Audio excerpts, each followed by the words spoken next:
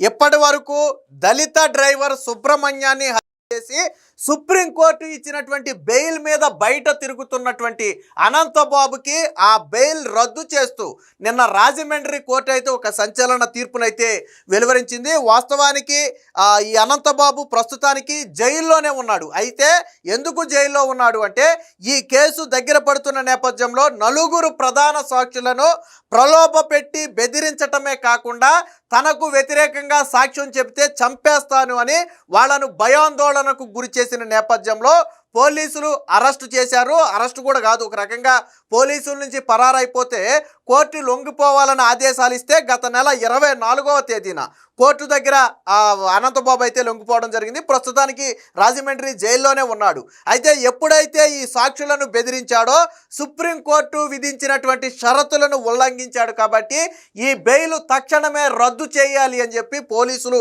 కోర్టును ఆశ్రయిస్తే దాని మీద విచారణ జరిగింది. నిన్న విచారణ సందర్భంగా రాజమండ్రి కోర్టు కూడా షరతులను ఉల్లంఘించాడు అని చెప్పి అంగీకరించింది. ఎందుకంటే నలుగురు ప్రధాన సాక్షులను చంపేస్తామని బెదిరించడం అంటే ఖచ్చితంగా సుప్రీంకోర్టు ఇచ్చినటువంటి షరతులు ఉల్లంఘించడమే. సాధారణంగా కోర్టు బెయిల్ ఇచ్చేటప్పుడు 2-3 షరతులు, కీలక షరతులు పెడుతుంది. ఏంటంటే సాక్షులను ప్రలోభ పెట్టకూడదు, లేదా రాష్ట్రం కానీ దేశం కానీ వదిలి వెళ్ళిపోకూడదు, పాస్పోర్ట్ సబ్మిట్ చేయాలి, పోలీసులు పిలిచినప్పుడు రావాలి, ఇలా కొన్ని రిస్ట్రిక్షన్స్ అనేవి ఉంటాయి. అవి పెట్టే బెయిల్ మంజూరు చేస్తారు. అనంతబాబుని కూడా ఏదైతే దళిత డ్రైవర్ సుబ్రహ్మణ్యంని చేశాడో దాదాపు 3 నెలలకు పైగానే జైల్లో ఉన్నట్టున్నాడు. ఆ తర్వాత సుప్రీంకోర్టు డిఫాల్ట్ బెయిల్ మంజూరు చేసింది. షరతులతో మంజూరు చేస్తే అప్పటి నుంచి కూడా బయట తిరుగుతున్నాడు. ఎందుకంటే కేసు విచారణ సాగుతుంది కాబట్టి ప్రస్తుతానికి సుప్రీంకోర్టు బెయిల్ ఇచ్చింది కాబట్టి ఆ బెయిల్ మీద తిరుగుతూనే ఉన్నాడు. కానీ కేసు విచారణను వచ్చే నెల నవంబర్ 30కో ఎప్పటికో పూర్తి చేయాలని చెప్పి ఆదేశాలు ఉన్న నేపథ్యంలో కింది కోర్టులో ఈ కేసును వేగవంతం చేశారు. వేగవంతం చేయడం అంటే ప్రధానంగా ఏంటంటే సాక్షులను విచారించి ఒక కన్క్లూజన్ గా తీసుకోగలిగితే ఆల్మోస్ట్ కేసు ఒక కొలిక్కి వచ్చినట్టే. ఇందులో ఈ కేసులో సాక్షులే ప్రధానమైన వాళ్ళు. అందులో ఎప్పుడైతే ఈ కేసు దగ్గర పడుతుందో ఈ సాక్షులుగానే తనకు వ్యతిరేకంగా సాక్ష్యం చెబితే జైలు శిక్ష తప్పదు అని భావించినటువంటి ఈ అనంతబాబు ఏం చేశాడంటే తన మనుషుల చేత ఆ నలుగురు సాక్షులను ఒక దగ్గరకు పిలిపించి వాళ్ళను ఫస్ట్ ప్రలోభ పెట్టాడు. వాళ్ళు లొంగకపోతే భయపెట్టి బెదిరించాడు.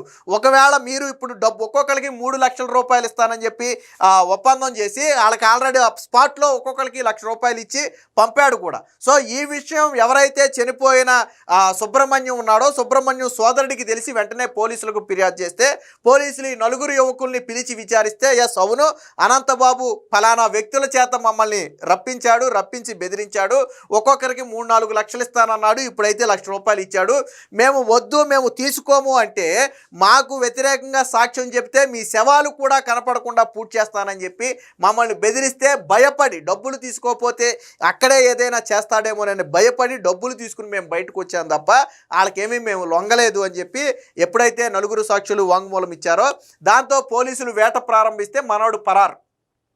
అక్కడికి పారిపోయి దాదాపుగా 3 రోజుల తరువాత ఈ ఏదైతే రెగ్యులర్ బెయిల్కి సంబంధించినటువంటి కేసుకు సంబంధించినటువంటి విచారణ ఉందో ఆ విచారణ సందర్భంగా గత నెల 24న తప్పని పరిస్థితుల్లో కోర్టుకి రావాల్సి ఉన్న నేపథ్యంలో వస్తే అప్పుడు పోలీసులు ఈ కేసు మీద అరెస్టు చేసి ప్రస్తుతానికి రాజమండ్రి జైల్లో అయితే పెట్టారు. సో దానికి సంబంధించడమే కాదు సాక్షుల విచారణను కూడా ఈ నెల 20 నుంచి 26 అంటే 6 రోజుల వ్యవధిలోనే 12 మంది సాక్షులను కూడా మేము విచారించబోతున్నాము. ఆ సాక్షులకు పూర్తి రక్షణ కల్పించాలి, అలాగే వాళ్ళు స్వేచ్ఛగా కోర్టుకు వచ్చి సాక్ష్యం చెప్పే అవకాశం కల్పించాలి, అందుకు తగిన జాగ్రత్తలు తీసుకోవాలని జిల్లా ఎస్పీని కూడా రాజమండ్రి కోర్టుని నేను ఆదేశించడం జరిగిందంటే కేసు ఆల్మోస్ట్ ఒక కొలిక్కి రాబోతుంది. ఈ నెల 20 నుంచి 26 మధ్యలో 12 మంది సాక్షులను ఈ హత్య కేసులో ఎవరైతే సాక్షులుగా ఉన్నారో ఆ 12 మందిని మేము విచారించబోతున్నామని చెప్పారు. నాకు తెలిసి నవంబర్ 30 డెడ్ లైన్.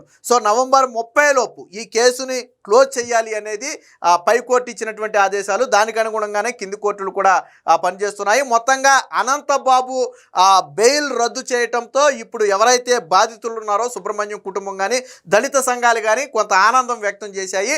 కానీ వాళ్ళు చెప్పేది ఒకటే, అనంతబాబుకి ఇప్పుడు బెయిల్ రద్దు చేయటమో తాత్కాలికంగా 4 రోజులు జైల్లో పెట్టడమో కాదు, కారణమైనందుకు గాను కఠిన కారాగార శిక్ష పడాలి.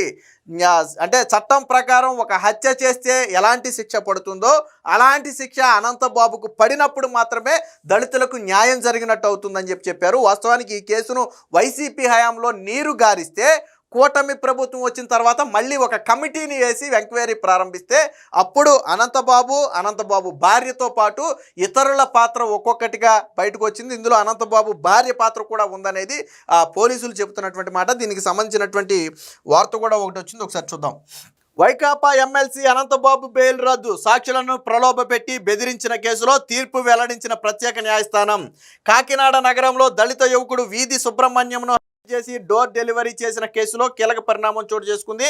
ఈ కేసులో ప్రధాన నిందితుడు వైసీపీ ఎమ్మెల్సీ అనంతబాబుకు గతంలో సుప్రీంకోర్టు షరతులు విధిస్తూ మంజూరు చేసినటువంటి డిఫాల్ట్ బెయిల్ను రద్దు చేస్తున్నట్టుగా రాజమహేంద్రవరంలోని ప్రత్యేక న్యాయస్థానం న్యాయమూర్తి జిల్లా ప్రధాన న్యాయమూర్తి అయినటువంటి గంధం సునీత బుధవారం అయితే తీర్పు వెల్లడించారు.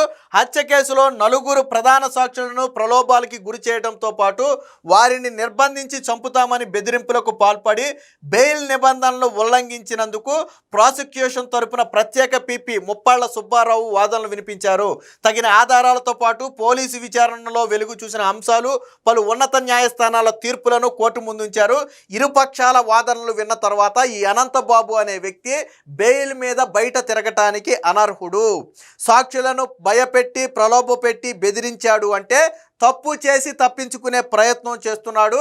సో ఇది కోర్టు నిబంధనలకు కూడా విరుద్ధం. ఇలాంటి వ్యక్తులు బయట ఉండటం కంటే లోపల ఉండటమే కరెక్టు అని చెప్పి నిన్న రాజమండ్రి ప్రత్యేక న్యాయస్థానం అయితే భావించింది. కాబట్టి ఇరుపక్షాల వాదనలు విన్న తర్వాత పోలీసుల తరపు వాదనలతో ఏకీభవిస్తూ సుప్రీంకోర్టు ఇచ్చినటువంటి బెయిల్ను మేము రద్దు చేస్తున్నామని చెప్పి కింది న్యాయస్థానం అయితే ప్రకటించింది. సో అనంతబాబు పిటిషన్, అనంతబాబు కూడా వాస్తవానికి ఇప్పుడు అరెస్ట్ అయినటువంటి ఏదైతే సాక్షులను ప్రలోభపెట్టి బెదిరించాడు అనే కేసులో అరెస్టు చేసి ప్రస్తుతానికి జైల్లో పెట్టారో, గత నెల 24న అరెస్టు చేసి ఆ కేసులో తనకు బెయిల్ మంజూరు చేయాలని ఒక బెయిల్ పిటిషన్ కూడా వేసుకున్నాడు. అయితే ఆ బెయిల్ పిటిషన్ అనేది ఈ నెల 15న విచారణకైతే రాబోతుంది. అంటే రేపు విచారణకు రాబోతుంది. ఇక ట్విస్ట్ ఏంటంటే ఈ కేసులో బెయిల్ వచ్చిన, సాక్షులను బెదిరించిన కేసులో బెయిల్ వచ్చినప్పటికీ కూడా మెయిన్ బెయిల్ రద్దురైంది కాబట్టి మళ్ళీ పోలీసులు అదుపులోకి తీసుకుని రాజమండ్రి సెంట్రల్ జైలుకి అయితే పంపుతారు. అంటే ఇక అనంతబాబు అనే వ్యక్తి బయటకు వచ్చే అవకాశమే లేదు.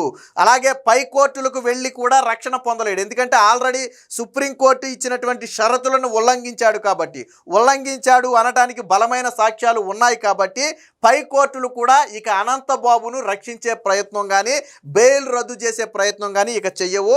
అంటే అనంతబాబుకి అన్ని దారులు మూసుకుపోయాయి. సో అలాగే హత్య కేసు విచారణకు ఒక షెడ్యూల్ను కూడా నిన్న కోర్టు అయితే ప్రకటించింది. సో సుబ్రహ్మణ్యం హత్య కేసు విచారణకు సంబంధించి ఈ నెల 20 నుంచి 26 వరకు 12 మంది సాక్షులను విచారిస్తామని జిల్లా ప్రధాన న్యాయమూర్తి అయితే ప్రకటించారు. సాక్షులకు రక్షణ కల్పించడంతో పాటు వారు స్వేచ్ఛగా సాక్ష్యం చెప్పేందుకు తగిన జాగ్రత్తలు తీసుకోవాలని కాకినాడ ఎస్పీని కూడా ఆదేశించారు. సుప్రీంకోర్టు ఆదేశాల మేరకు నవంబర్ 30 లోపు ఈ కేసుని నవంబర్ 30 లోపు ముగించాలి అని గతంలోనే సుప్రీంకోర్టు ఆదేశాలు ఇచ్చిన నేపథ్యంలో కేసుని రాజమండ్రి ప్రత్యేక న్యాయస్థానం అయితే వేగవంతం చేసింది. ఏది ఏమైనా దళిత యువకుడి బయట స్వేచ్ఛగా తిరిగినటువంటి అనంతబాబుకి ఇక రోజులు దగ్గర పడ్డాయి. కేసు విచారణ మరొక 2-3 నెలల్లో ముగియబోతుంది. దీనికి ఇప్పటికే బలమైన సాక్ష్యాధారాలు అన్నీ కూడా పోలీసులు కోర్టు ముందుంచారు. గత వైసీపీ హయాంలో దళిత డ్రైవర్ని స్వేచ్ఛగా బయట తిరిగితే కూటమి ప్రభుత్వం వచ్చిన తర్వాత ఒక దళితుడిని వ్యక్తిని పట్టుకుని సాక్ష్యాధారాలతో సహా ఈరోజు న్యాయస్థానం ముందు నిలబెట్టారంటే జగన్మోహన్ రెడ్డి జమానాలో తన పార్టీ నాయకులు దళితుల్ని కానీ కాపాడతాడు తప్ప దళితులకు మాత్రం న్యాయం చేయడు. జగన్మోహన్ రెడ్డి దళిత ద్రోహి అంటే అనేక ఉదాహరణలు ఉన్నాయి. సుబ్రహ్మణ్యం కాదు, దళిత డాక్టర్ సుధాకర్ కాదు, 1 కాదు 2 కాదు, అలా చెప్పుకుంటూ పోతే అనేక దళితుల వైసీపీ హయాంలో జరిగింది. కానీ ఏ రోజు ఏ దళిత కుటుంబానికి జగన్మోహన్ రెడ్డి న్యాయం చేయలే. ఈవెన్ అన్నిటికంటే మించి తన సొంత ఎమ్మెల్సీ తన పార్టీలో ఉండి జగన్మోహన్ రెడ్డితో కలిసి తిరిగినటువంటి ఒక వ్యక్తి దళిత వ్యక్తిని డోర్ డెలివరీ చేస్తే